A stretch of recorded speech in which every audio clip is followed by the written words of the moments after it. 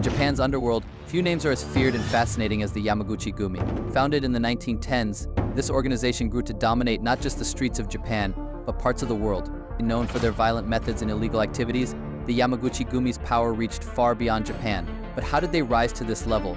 And what role did global politics and secret operations play in their success? Let's explore.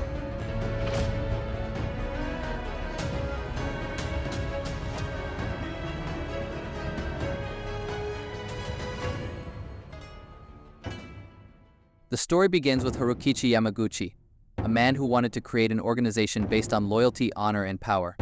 In the 1910s, Yamaguchi started his own Yakuza group, which would later become the largest and most feared in Japan. They grew through typical Yakuza activities like extortion, gambling, and drug trafficking, but their success came from their ability to adapt and expand. By the time of World War II, the Yamaguchi Gumi had grown rapidly. But this wasn't just about crime, it was about political connections and global links. Some historians believe that the CIA's secret actions in post-war Japan, aimed at fighting communism, unintentionally helped the rise of the Yakuza. It's thought that the Yamaguchi Gumi worked with U.S. intelligence during this time, helping funnel money and weapons in exchange for protection and business deals. By the 1970s and 1980s, the Yamaguchi Gumi had spread beyond Japan, with operations in North America, Europe, and even parts of Asia. They were involved in everything from illegal arms trading to smuggling drugs. But what's most interesting is their growing influence in global politics. As their operations expanded, so did their involvement in international crime, often tied to government-backed actions during the Cold War. One key part of their global reach is their suspected links to crime groups in India. But nothing lasts forever. By the 1990s, Japan began cracking down on organized crime. The anti-organized crime law made it harder for Yakuza groups to operate freely, and the Yamaguchi Gumi, while still strong, faced serious challenges.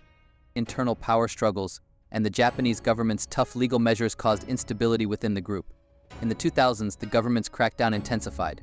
Major arrests, legal actions, and public pressure led to a sharp decline in the Yamaguchi Gumi's influence, although they still exist today, though in a much more secretive form. The most fascinating part of the Yamaguchi Gumi story is its possible connection to global politics, especially the US government. While the CIA's direct link to the Yakuza is still debated, the book Yakuza Japan's Criminal Underworld by David E. Kaplan and Alec Dubrow suggests that the US, in its effort to contain communism in Japan, may have indirectly supported criminal groups like the Yakuza. In return for intelligence and support, these groups helped the US navigate the complex geopolitics of the Cold War. From its violent start to its powerful rise and eventual decline, the Yamaguchi Gumi story is one of the most fascinating and dangerous in modern criminal history. With alleged links to the CIA and other global crime syndicates, their legacy still affects the criminal world today. So next time you hear the name Yamaguchi Gumi, remember, behind their violence, there's a much deeper and more complex web of global intrigue. I hope you found this video informative. Thank you for watching.